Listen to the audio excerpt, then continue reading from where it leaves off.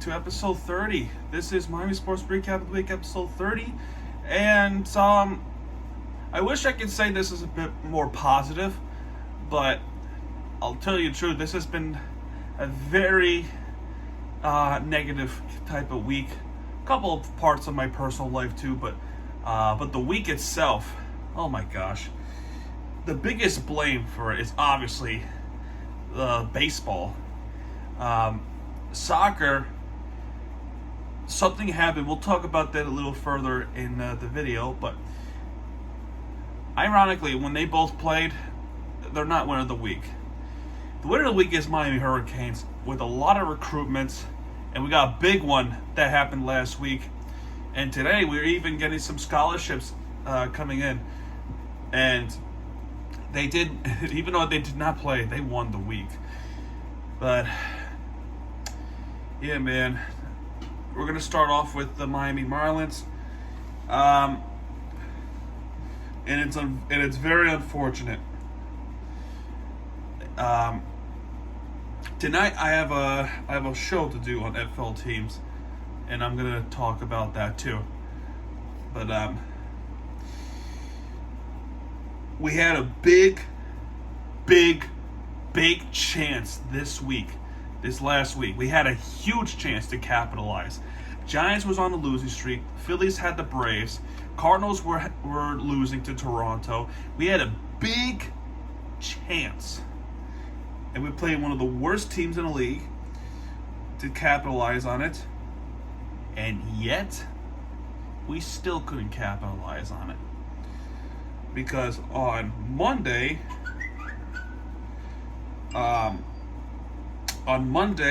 we had Cincinnati, and Trevor Rogers was on the mound. That's an automatic gal. Trevor Rogers took his huge downfall. It started off well, and then, Cincinnati basically took over. Obviously, Garcia singled to center, and Farmer singled to tie the game, but then Solano doubled, and Cincinnati takes the lead. Blade scored on a wild pitch. Drury homered, which was a 3-run home run. And Jonathan India, who was unstoppable, who was mostly a big impact in this series, he hits a grand slam. And that was his first grand slam of his career. That one hurt. That one really hurt. But yet, the bullpen was the issue still. And that grand slam was given away by Zach Pop. Jordan Holiday comes in, and he makes his debut this season. And he starts pitching. He gave up a run by Reynolds to single to left, but that is it. It got so bad that we didn't really want to use any more pitchers than we need to. So you know what we did? We used a position player, and it's Williams Astudillo. He comes in and pitch pretty funky, pretty funny, but you know, what can I say? This game was a little better. Pablo Lopez has a career-tying moment. He had 11 strikeouts in this game, 11 against Cincinnati. So props to Pablo Lopez for that. And Tanner Scott gets the save, which was a very stressful one. But in terms of offense, Joey Wendell singled to right center, which allowed Sanchez and Williams to score. But Moustakas would homer from Pablo at the bottom of the 5th inning. And that is it, really. That's it, really. 2-1 in this game. This game, we just had nothing. We were coming back late, but that was it. Castillo stays on a roll, and we had the news from him that he has been traded to the Seattle Mariners. So congratulations to that, and hopefully he does well in Seattle. But Farmer doubled to left, Solano doubled to left, and Reynolds singled to shallow center. All in the first inning. And Braxton Garrett was our starting pitcher. Nick Fortes homered to left. And then Reynolds responded on an infield single, which allowed Pham to score on a error. So Yeah, a couple throwing errors, and you have to wonder, is this really the right move to bring up Ostadillo to come up to the big leagues? And speaking of debuts, we actually had one days prior, and it was Escobar Brazobin comes in relief for Braxton Garrett.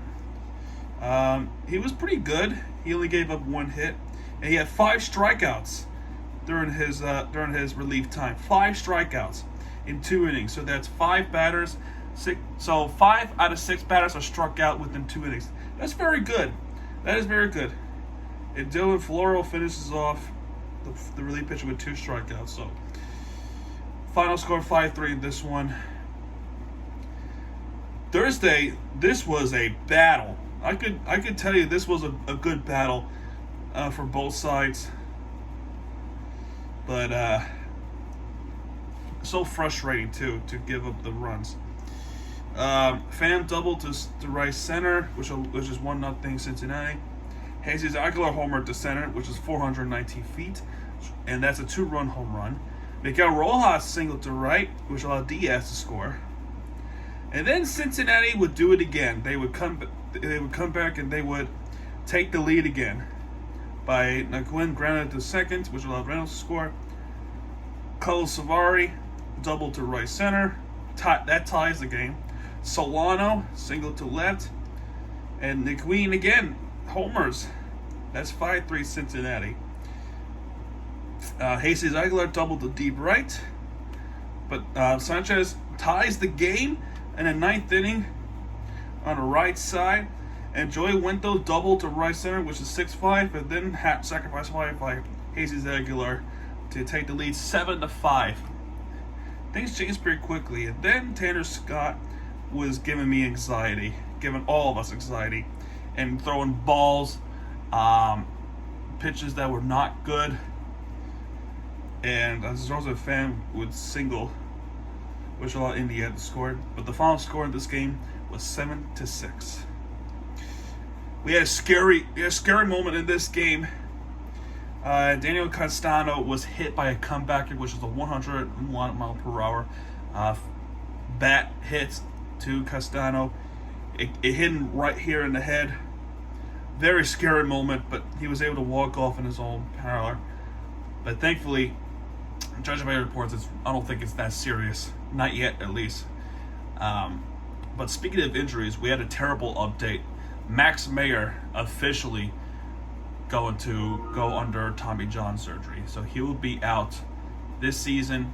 He'll mostly be out the rest of next season. So expect him to be back at 2024. So, and then we have this game. Now, Fish Stripes is a Miami Marlins community. A bunch of diehard Marlins fans were predicting we would win the series 2-1 and we would lose the series 2-1.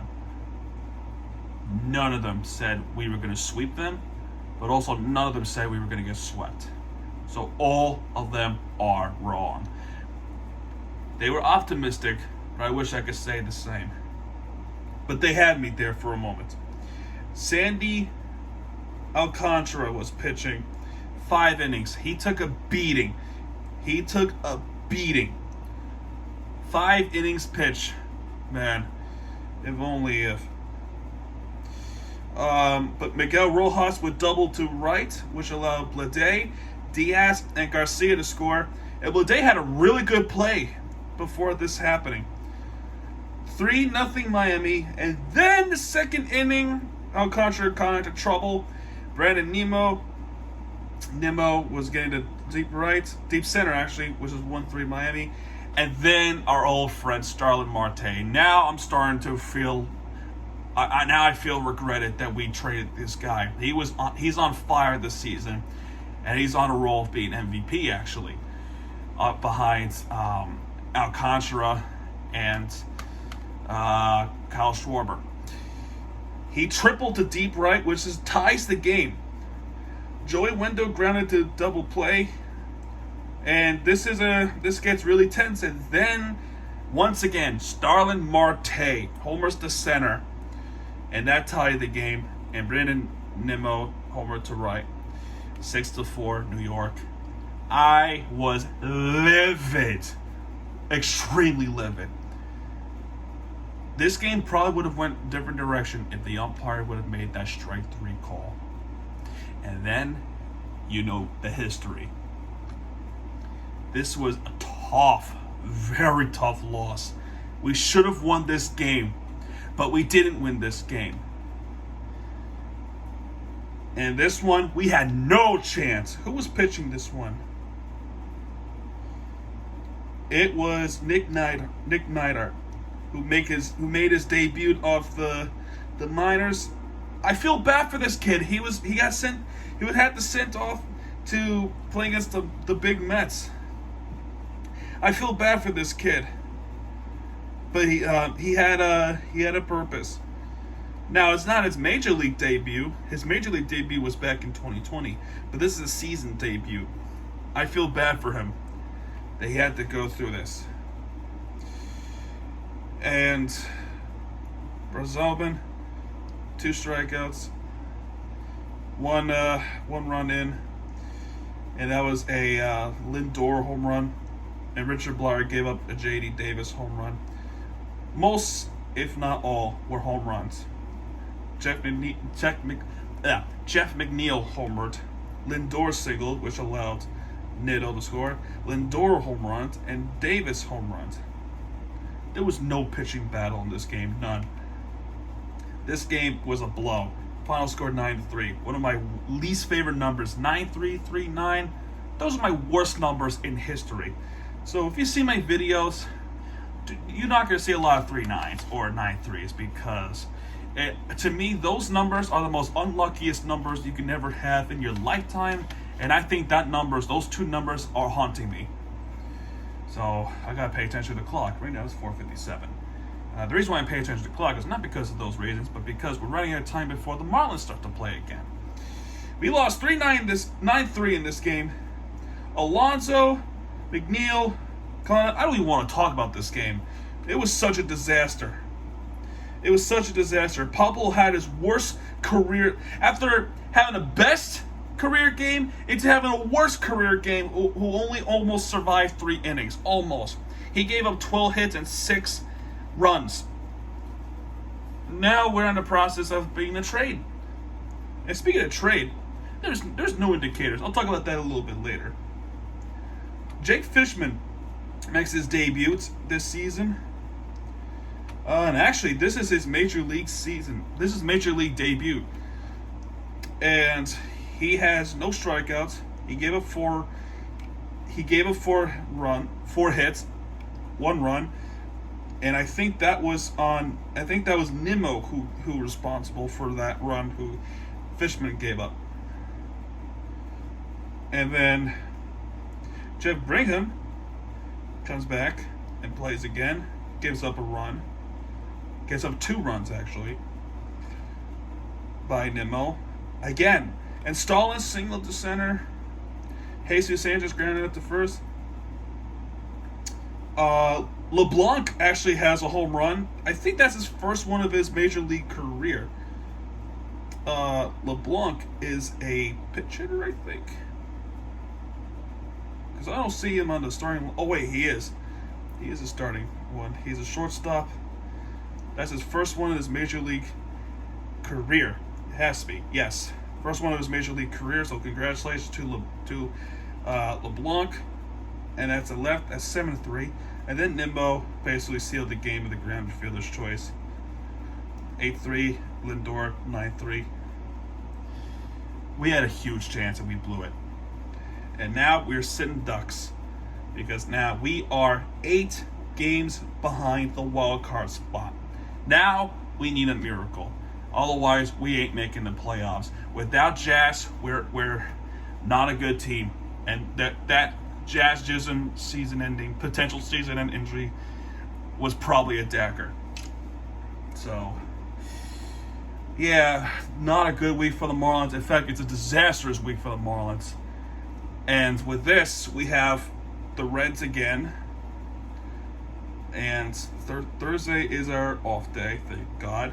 But this weekend we have the Cubs in Chicago, Illinois. And I'm actually surprised that we're on national television, FS1, on Saturday. We have Chicago in Chicago, Illinois. We have good history against Chicago. You know, remember the foul ball thing that happened, that the fan called it, and that changed the playoffs for the Florida Marlins at that time. And then we beat them in the wild card, in 3-game series, wild card series in Chicago. But yeah. But the weird thing is, all these games this weekend are 2:20 p.m. So, all right, let's get heartbroken early, right? But yeah, maybe the opportunity is not lost. But Chicago's sitting in 3rd place in the National League Central. They're 15.5 games behind Milwaukee Brewers, who are just on the roll. You know, our former Marlins there. St. Louis Cardinals, who was 3 games behind. We are 17.5 games behind the Mets. And while the Braves are still chasing the Mets, our only hope now is the wild card spot. So, as far as trade is happening, we haven't been traded anywhere. This franchise has no direction at all. None. And that's painful. We have guys that couldn't be traded, like the minor league prospects. We could trade those into different teams, and for a big superstar like Jorge Soler, who is back in the IL. Great. But Kim, what are you doing? This front office is such a disaster. How do you trade away in the off-season the big name stars? And come trade deadline, we have nothing. So I don't understand. Where is it? I don't get it. Yankees got a big name. San Diego Padres just got a big name. Josh Hader. Oh my gosh. National League. So the Giants probably not going to have hope anymore, because now they have to go through the Dodgers again. They have to go through the Padres now. Where is the trade? And it better not be a bad one, because you make bad ones. I hope we have something, because right now, as far as I know, we have no direction in our franchise whatsoever. And to be honest, ever since she was hired as general manager back in 2020, going to 2021 season, franchise has been on its downfall once again. The front office has been cheap. The front office has been out of touch with people. They're afraid to spend money. They are afraid to spend money. Bruce Sherman's net worth is billions of dollars, and he can't spend away hundreds of millions. He can't. He can't do it. As far as I'm concerned, if this keeps up, I don't think they're ever going to come back. This team is playing so terrible in the last almost 30 years in existence. No, actually 30 years. Almost next year. Next year would be 30 years. But within those 30 years, 3 playoff appearances, granted 2 World Series championships, but what happened to those World Series teams? Traded them all away. Like Miguel Cabrera, who now has 3,000 hits in his career. He's a World Series champion, and he should have been more multi-champion World Series. He should have been multi-World Series champion, but he only had 1 championship in his resume, with 3,000 hits, with almost 300, maybe even 300 home runs that he hit. But he had 1 World Series championship to his name, and that's from his rookie season with the Florida Marlins. Honestly, front office has been a disaster. Maybe that Marlins part thing was a bad idea. I ain't going to politics, but this franchise needs to be nuked and start over. We want to win in Miami. We want to feel the glory of what New York is having. Both teams are doing the best season in history. And all I'm asking is, where is our moment? Our moment is not there. It's gone. It's been gone for years. Derek Jeter was a better CEO than you could ever be. And he stepped away because he knew. I feel bad for Marlins fans. I feel bad for myself for even rooting for this. We ain't. Anyway, moving on. Inter Miami. You know, this would have been. Inter Miami would have definitely won winner of the week if it wasn't for one thing only. Such terrible defense. And some questionable subs from Phil Neville. So let's talk about this. The final score in this game is 4-4. It's a draw. We should have won this game. I'm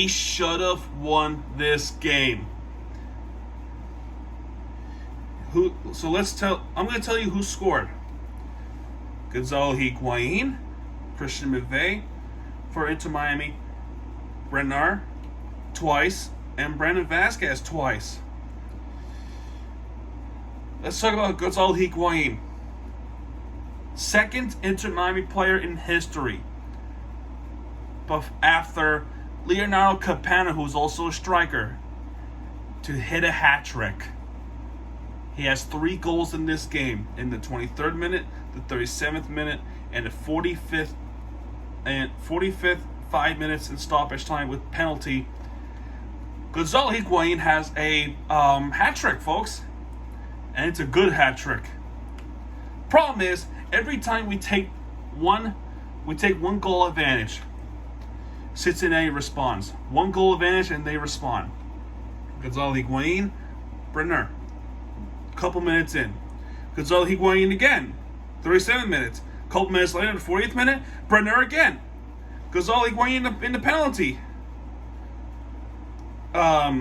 Took a while, but there was also a 4th goal from Alejandro Pozuelo, but that was called off because of offside. It was close, but it was called offside, and that came back to haunt us because in the 81st minute, Vasquez would equalize, and then he would take the lead in 86th minute. I lost it. I didn't lose. I didn't had a temper tantrum or anything, but I screamed, and I don't often scream much in sports games anymore. I just don't. Not even the playoffs. Or maybe once or twice. But being that pissed off in the outcome like that really pisses me off. That our defense was so terrible. They should be. If I was Phil Neville, and he was, I'd be ashamed of myself. Right now, right now he's probably on the verge of getting fired this season. And you know what? If you ask me, I stand by what I said earlier this season. Phil Neville has to go. I have no faith in Phil Neville. None. But in the 97th minute of stoppage time, Christian McVay gets his first goal. And ultimately, the draw was 4-4. Ultimately, these teams did not deserve to be winner of the week. So, I tell you, for those who do deserve it, is the Miami Hurricanes football team. So, we got a couple more recruitments. We actually had some scholarship today, and we got a big one too. We got a big name. So, let's see. I'm trying to go back here, and it starts on Thursday. Actually, Thursday we got a player by the name of Malik Bryant, who is a linebacker. He is a 4-star, class of 2023 from Jones High School, Florida. Number 90 in the top 247, committed to the Miami Hurricanes. That's a big recruit. That's a big commitment there. But we're not done yet. We got another 4-star, and it's a big one too. 4-star edge, Ruben Bain, who has committed to. Well, it's actually a prediction. That's actually a prediction, my fault. But we do have another one who has landed, and it's Tommy Bruno Kinsler committed to the Canes. He is a priority OL recruit for both Miami and University of Florida, so the Gators. And he ultimately made a decision to come to Miami. And he's also class 2023, and he's actually a 3-star, but a good one. He is in one of the best high schools of football in America, and that's Trinity Catholic High School, Florida, down in South Florida. That is a big high school name. So there was also news that ticket sales for football games way up, and Hurricanes club donations are up 143%. So that's $19.4 million. Today we got some scholarships, and we actually have a preseason rankings, and that's credit to the FL teams who I'm contributing to. Florida college football preseason rankings. Miami Hurricanes has landed number 1. Behind the Hurricanes is the Florida Gators, Florida State Seminoles, Central Florida Knights, South Florida Bulls, and then the other 2 South Florida schools, Florida Atlantic Owls and Florida International Panthers. FIU is number 7. So we actually have some scholarship offer. Nathan Afolby. Another one is Marcellus Polium. Another one, Roderick Robinson II. Jackson Carver. Nathaniel Joseph. And there's one more, Jaden Rashada, also coming in. And Antonio Tripp Jr. And Amori Williams, too. Riley Williams. Francis Moga. And that's it. That is it for this recap of the week. Football's coming back. Dolphins have made some not preseason, but training videos. And Tua has, to me, and to a lot of folks, Tua has gotten better. His accuracy is on point. He made some touchdowns. He made some touchdown grabs for Tyreek Hill, Jalen Waddle. There's even videos of it on the internet. And Tyreek Hill is wearing orange. He made some good passes and good plays, and one of them is actually with Mike Gesicki. So maybe this is an indicator that Gesicki is staying. Thank God, we like Gesicki. Linebackers had a couple of sacks. One of them was an interception. And we also have signing from USF of Michigan Panthers. I think it's Tino. I forgot his name, but yeah, that's gonna do it. Really. Yeah, for the first time, Miami Sports recap of the week history. There's really not winner of the week who played.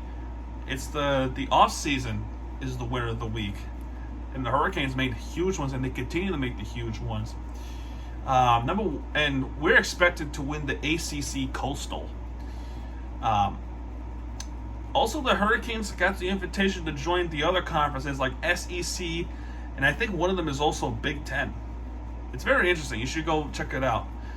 But yeah, coming back to the Marlins, yeah, they have no direction. And for Inter Miami, they got a big week this week. We got the Earthquakes on the road, so we go out west.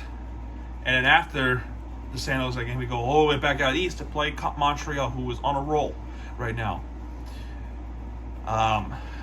They got to do something, because obviously, if they can't do anything, then we have no hopes of making the playoffs either. And the summer of Miami has been a disaster.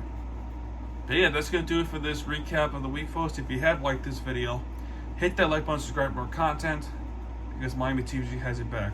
And when he does, he'll be right there with you for the entertainment you deserve. Miami TVG signing out, folks.